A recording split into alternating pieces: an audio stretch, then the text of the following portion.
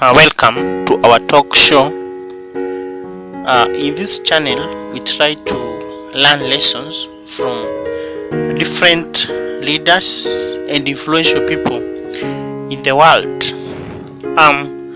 Today, we are learning about a very important person, a person who changed his country when he was in power. He changed the country from extreme poverty to a great level. This person is called Thomas Sankara. He was the former president of BOKINAFASO. The country was called Upper Volta, but when he came into power, he changed the name of the country to Burkina Faso. Burkina Faso means a country of upright people, a country of upright people or upright men.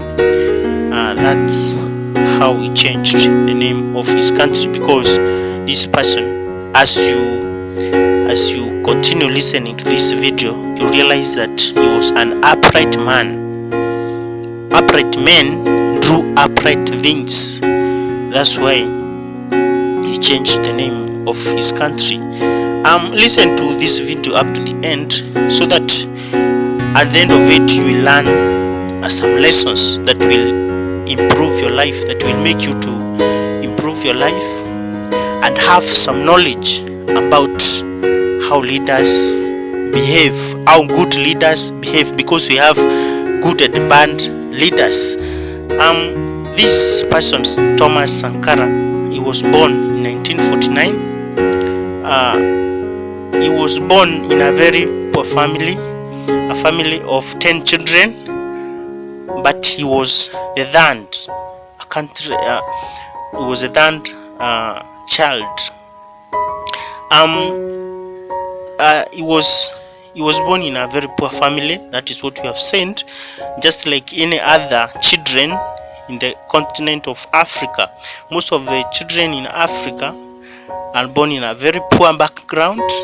But poverty should not undermine what you want to do in your life, because this one of person who did great things even though he was born in a very poor background. At his young age, he was interested in playing guitar, and he was very interested in religious things, and that's why teachers and the priest were advising him to become a priest, but he followed his heart desires, where he wanted to become a soldier, and later he realized that he pursued that career and he became a soldier, but a soldier with a different. He wanted to serve his people at a higher level. He became a leader in Burkina Faso in 1983, a time when that country was in big trouble, because the regimes that were in power since the time it became independent from the French country, the leaders were not able to improve the situation of the country, and he realized that when he came into power, it was through a coup that was organized by his fellow soldiers. He ruled that country from 1983 to 1987, and we have seen that time the country was very poor. His ideas would later change the situation in the country, that is Burkina Faso. He came up with policies which were implemented by the civil servant. Whatever he said, it was done, it was implemented, because this person was very firm. The first thing that he did when he came into power, it was to reduce the salary of the civil servant. Not many of the leaders that you will get reducing the salary of the civil servant. Even in today's world, people want to serve their interests. The leaders that we have in the world, you'll find very few who will want to reduce their salary. He reduced his salary and that of the civil servant so that they could serve his people. He also made some improvement in education, where he made it accessible to all children. He made it possible for all the children in that country to have education. He also promoted agriculture, where he encouraged people to practice cotton farming and other kind of crops. You realize that during his talk, he could tell his people that he is not very happy about importing everything, and he was talking about a plate of food, whereby you will find the rice is important in that plate, all ingredients in the plate they were food which were imported from other countries, and he was against that. That's why when he came into power, he encouraged people to practice agriculture, to develop agriculture, so that the country can have enough food for its people. He also launched a campaign to plant trees in that country, because that country is in a Saharan desert, where the conditions are very dry. There is no tree. But when he came into power, he encouraged people to plant trees so that the agriculture could do well in that country. He later launched a vaccination campaign against diseases that were attacking his people. For example, polio. He launched the campaign for that, and international leaders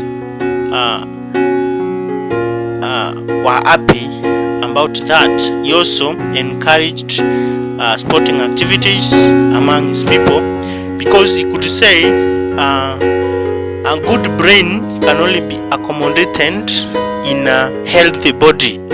If your body is not good, then even your brain could be sick. That's where you are supposed to make your body health. Do not overwork, because you need that body tomorrow.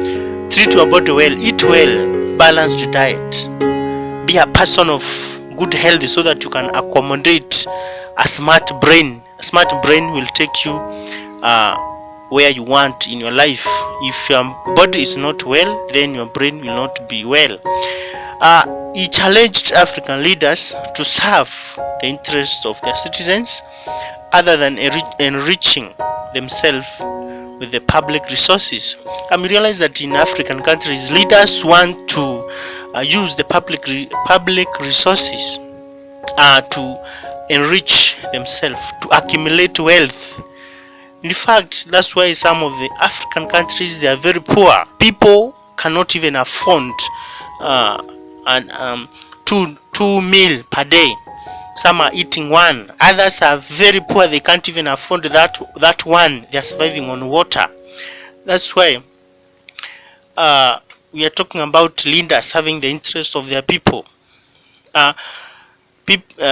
African leaders, they are not like that, and the other parts of the world, they want to enrich themselves first, and then they serve other people, the citizens, who make them to be where they are.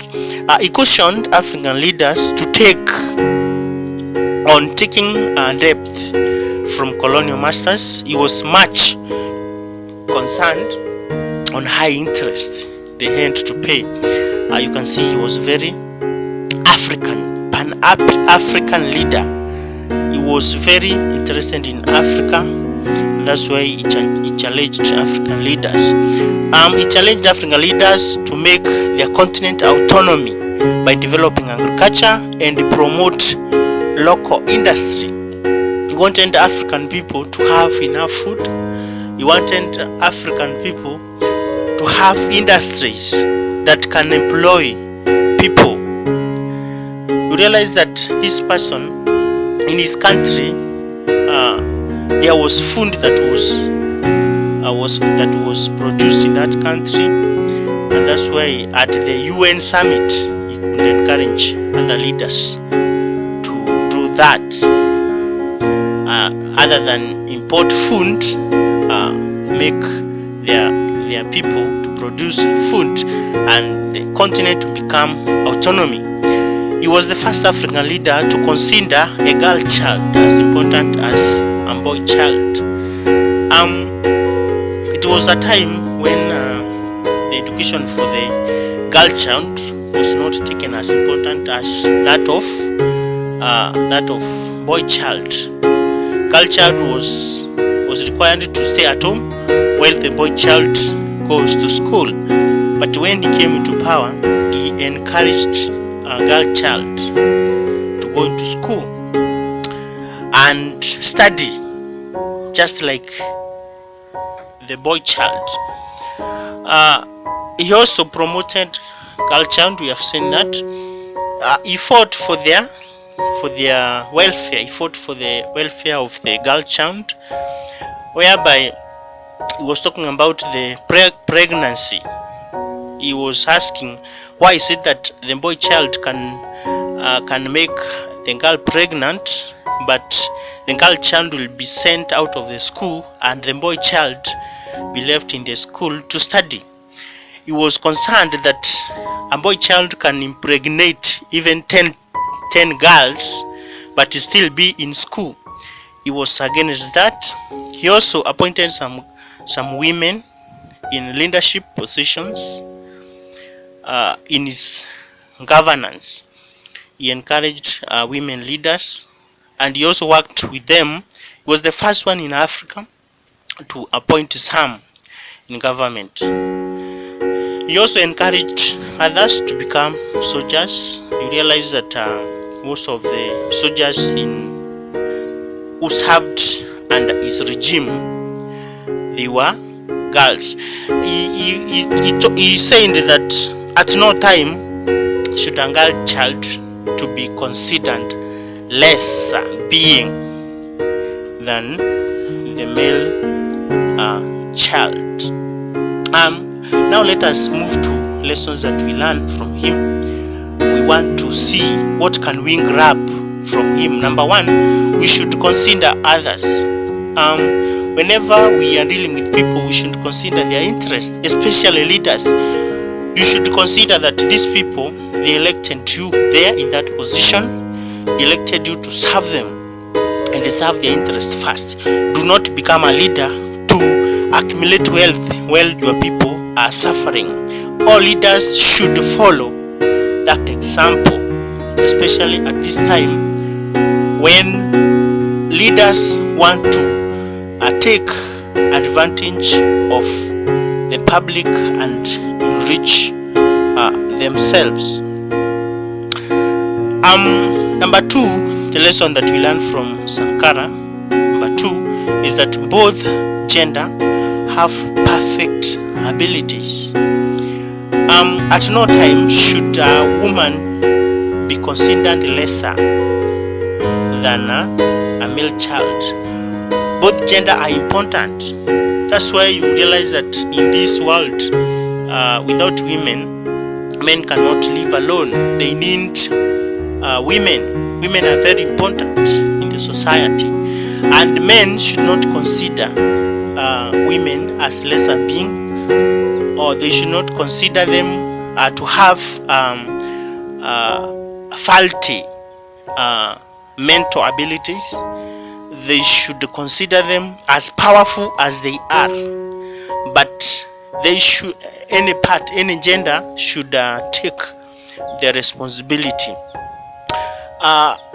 This man, he appointed women in his government, and also made others to become what? Soldiers in his government.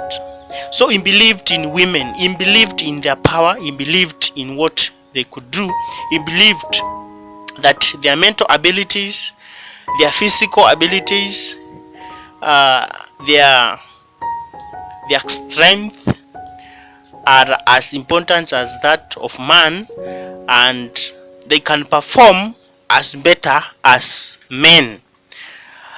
In today's world, even where you live, you can see that some women are doing better than men. That one is not a secret. Women are doing it very well. They are becoming successful in life. They are becoming rich people. Some of the women that you see, they are very important. They have wealth even without men. That's why we are saying at no time you should consider that women are lesser being. They are as able as men. Number 3, the lesson we learned from Sankara is that we should be firm in our decisions. Sankara was very firm in his decisions. Whatever he said was final. Do remember when he talked about the civil servant wearing or putting on the locally made clothes? That one tells you that his decision was final. In our world today, we should look at some of the leaders who are against corruption, but they are not taking firm decisions to avoid that, especially in countries in Africa. Leaders are saying you people should not be corrupt, but they are the first one to be corrupt, and then they do not take any action against their junior officers who are corrupt. They keep on saying do not be corrupt, but no action. All civil servants in his government were required to clothe on locally made clothes, to promote local industries and cotton farming in Burkina Faso. So that's why we are saying this person was very important. He was the best African leader we'll ever have, just like Nelson Mandela. These are prominent leaders. When you mention African leaders, good African leaders, you cannot leave out the name of Thomas Sankara as the leader of Burkina Faso. Another lesson that we learned from Thomas Sankara is that we should have clear visions of what we want to achieve in life. The problem we have is that we want to succeed in life, but we do not have visions. What we mean by vision is to have something that you've planned to attain, maybe in the next 3 years to come, 5 years to come, maybe 20 years to come. Some of you listeners, when I come to you and ask you what you want to achieve by the next 30 years, you cannot tell me, and that one is lack of vision. I would request you to have a clear vision of what you want to achieve in life, so that you will start now to work on it and you will have it. Sankara wanted his people to be self-sufficient in all sectors, that is economically, on food, on education, on health and infrastructure, and that's why he worked on that. He mobilized his people to construct railway and roads. He also challenged other African leaders to make the African continent to be self-reliable. He was against African country getting food aids, getting the medicine, getting all kind of help from those countries. He encouraged them to make their country self-reliable, self-sufficient. That is what we call a vision. Leaders should have visions. If you have a leader who does not have vision, then the country will perish. And I also challenge African people to to keep in power, to maintain people in power who have visions for the country. We should not have leaders who are visionless. If you don't have vision for the country, you should not be in power. When we ask them, when we put in power, before we put them, we should ask them what the visions they have for the country, so that we can elect them. And we should give power to the one who has good vision. And number 5, the lesson we learned from Sankara is that leaders should not kill the opponents. Especially in Africa, you'll find that Africans leaders are killing their opponents. They are suppressing them. They don't any criticism from any kind of a person. That's why you realize that many of opposition leaders are killed or were killed in Africa. Sankara was aware that Blaise Compaoré was against him and that he was planning his assassination, but he did not kill him, even though he had that opportunity.